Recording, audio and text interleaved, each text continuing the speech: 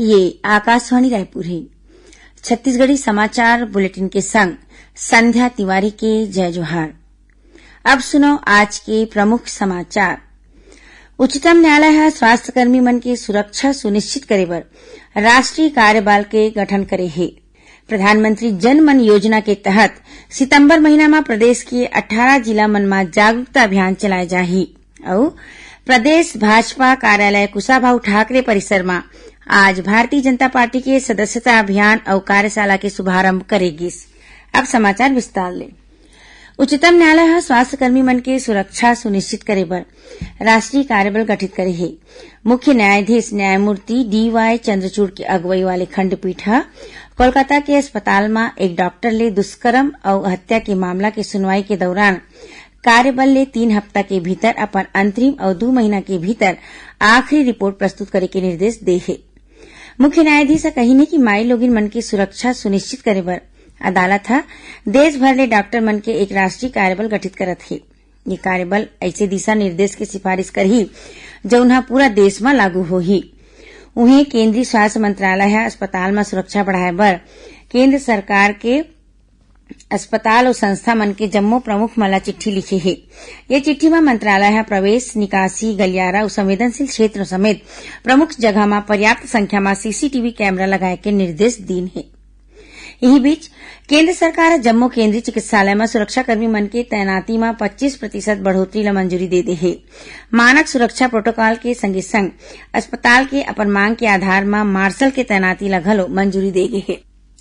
केंद्र सरकार संघ लोक सेवा आयोग UPSC ला नौकरशाही में लैटरल एंट्री ले जुड़े विज्ञापन ला रद्द करे के निर्देश दे है।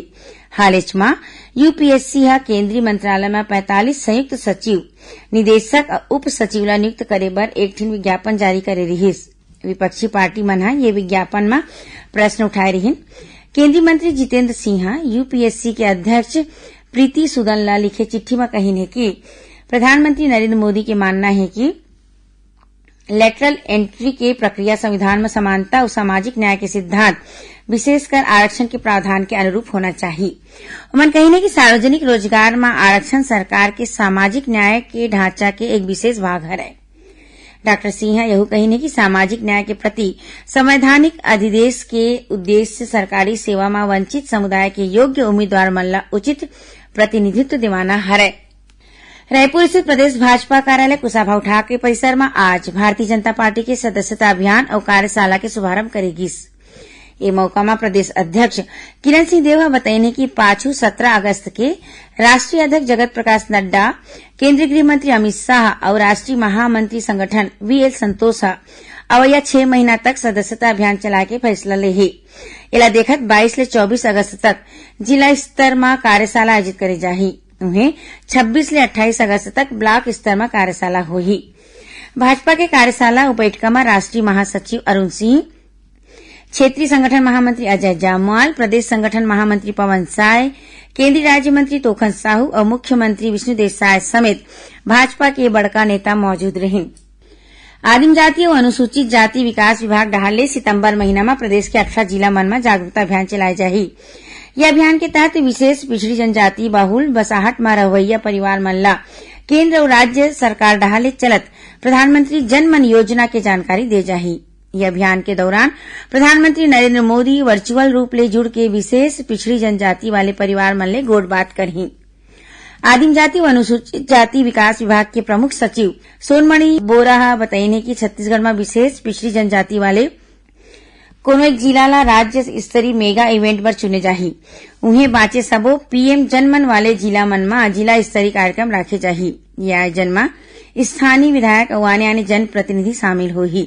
श्री बोरा बताइने कि 23 अगस्त ले 10 दिसंबर तक जम्मू PVTG बसाहट और जिला में लाभार्थी संतृप्ति शिविर के घलो आयोजन करे जाही। कांग्रेस विधायक दल के बैठक आज रायपुर के प्रदेश कांग्रेस मुख्यालय राजीव भवन में राखेगी। इस बैठक में कांग्रेस विधायक दल के नेता डॉक्टर चरणदास महंत, पूर्व मुख्यमंत्री भूपेश बघेल और कांग्रेस विधायक मन मौजूद रही। ये बैठक में भिलाई के विधायक देवेंद्र यादव की गिरफ्तारी और आने विषय में चर्चा करेगी। बैठक में तय करेगी कि विधायक देवेंद्र यादव की गिरफ्तारी ला लेकर 24 अगस्त के प्रदेश के जम्मू जिला मुख्यालय में कांग्रेस प्रदर्शन करही। बैठक के बाद पूर्व मुख्यमंत्री भूपेश बघेल नेता प्रतिपक्ष चरणदास महंत समेत जम्मू विधायक मन रायपुर केंद्रीय जेल पहुंच के देवेंद्र यादव ले भेंट करी। बलौदाबाजार हिंसा मामला में आज जिला और सत्र न्यायालय बलौदाबाजार में वीडियो कॉन्फ्रेंसिंग के माध्यम से सुनवाई हुई। शेखर बाद कोर्ट विधायक देवेंद्र यादव की जमानत याचिका खारिज करके न्यायिक रिमांड के बेरा 7 दिन बर बढ़ा दे है। अब वह 27 अगस्त तक न्यायिक रिमांड में रही। छत्तीसगढ़ी समाचार बुलेटिन आपन आकाशवाणी रायपुर ले सुनत हो। छत्तीसगढ़ के खबर ले है आपके वास्ता और खबर के विश्वसनीयता ले है हमार वास्ता। आकाशवाणी समाचार रायपुर के प्रादेशिक समाचार बुलेटिन के संगे संग हमार समसामयिक कार्यक्रम आप रेडियो के संग अपन मोबाइल में घलो सुन सकत हो। आकाशवाणी समाचार फेसबुक, ट्विटर और यूट्यूब में घलो हावय। हमार फेसबुक पेज हरे Chhattisgarh news on AIR, Twitter handle CGAIR news और हमार यूट्यूब चैनल हरे छत्तीसगढ़ AIR न्यूज। तो अब रेडियो के संगे संग आपके मोबाइल के माध्यम ले हम आप तक पहुंचत हन। छत्तीसगढ़ के हर खबर पर सुनत रहो आकाशवाणी समाचार। अब आगू बाढ़बो बाँचे समाचार कोती। कथित शराब घोटाला मामला में आरोपी पूर्व IAS अनिल टुटेजा, अनवर ढेबर, अरुणपति त्रिपाठी और विधु गुप्ता समेत आने आरोपी मन की याचिका ला छत्तीसगढ़ उच्च न्यायालय खारिज कर दे है। हाईकोर्ट आज ये मामला में ED, EOW और ACB के खिलाफ दायर जम्मो 13 याचिका में सुनवाई करी। एकर पहली हाईकोर्ट एक ठिन याचिका की सुनवाई के दौरान अनिल टुटेजा ला अंतरिम राहत दे रही। फिर अब कोर्ट टुटेजा ला मिले अंतरिम राहत ला घलो खारिज कर दे है। केंद्रीय उपभोक्ता कार्य, खाद्य और सार्वजनिक वितरण मंत्री प्रहलाद जोशी आज नई दिल्ली में 60 उचित मूल्य दुकान मन ला जन पोषण केंद्र में बदले के प्रायोगिक कार्यक्रम की शुरुआत करी। कार्यक्रम में मौजूद लोगन मन ला संबोधित करत श्री जोशी कही कि जन पोषण केंद्र उचित मूल्य दुकानदार मन के आय बढ़ाए में मदद करही। श्री जोशी 5 ठिन आने कार्यक्रम के घलो शुरुआत करीन, जेमा मेरा राशन ऐप, गुणवत्ता प्रबंधन प्रणाली, गुणवत्ता मैनुअल पुस्तिका, भारतीय खाद्य निगम के संविदा मैनुअल और प्रयोगशाला के NBL प्रमाणम शामिल है। उमन कही कि ये प्रणाली ले पारदर्शिता बढ़ी। आज पूर्व प्रधानमंत्री राजीव गांधी के जयंती है। ये मौका में प्रधानमंत्री नरेंद्र मोदी ओमला श्रद्धांजलि दिन। उन्हें लोकसभा में विपक्ष के नेता और कांग्रेस सांसद राहुल गांधी नई दिल्ली में वीर भूमि जाके पूर्व प्रधानमंत्री राजीव गांधी ला फूल चढ़ा के श्रद्धांजलि दी। एती छत्तीसगढ़ प्रदेश कांग्रेस कार्यालय राजीव भवन में राजीव गांधी के जयंती में उखर छाया चित्र में पुष्पांजलि अर्पित करके ओमला श्रद्धांजलि देगी। ये मौका में नेता प्रतिपक्ष डॉक्टर चरणदास महंत, पूर्व मुख्यमंत्री भूपेश बघेल, वरिष्ठ कांग्रेस नेता रविन्द्र चौबे और पूर्व मंत्री उमेश पटेल समेत कांग्रेस के कतको पदाधिकारी मन मौजूद रहे। उन्हें छत्तीसगढ़ विधानसभा परिसर स्थित सेंट्रल हॉल में घलो पूर्व प्रधानमंत्री राजीव गांधी के फोटो में आज नेता प्रतिपक्ष डॉक्टर चरणदास महंत, सांसद ज्योत्सना महंत और कांग्रेस के आने विधायक मन डहर फूल चढ़ा के श्रद्धांजलि दी। रेडियो श्रोता दिवस के मौका में आज old listeners group of Chhattisgarh zone डहाले रायपुर में एक कार्यक्रम के आयोजन करेगी।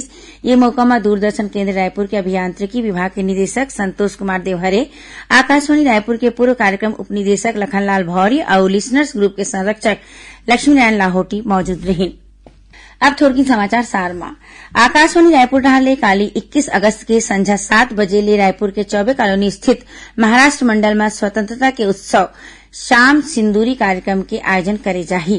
और जांजगीर चांपा जिला में एक पेड़ मां के नाम अभियान के तहत 22 अगस्त के पौधारोपण कार्यक्रम के आयोजन करे जाही। आखिर में प्रमुख समाचार एक घाव फेर। उच्चतम न्यायालय स्वास्थ्य कर्मी मन की सुरक्षा सुनिश्चित करे पर राष्ट्रीय कार्यबल के गठन करे है।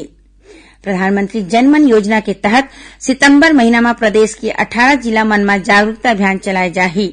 और प्रदेश भाजपा कार्यालय कुशाभाऊ ठाकरे परिसर में आज भारतीय जनता पार्टी के सदस्यता अभियान और कार्यशाला के शुभारंभ करेगी।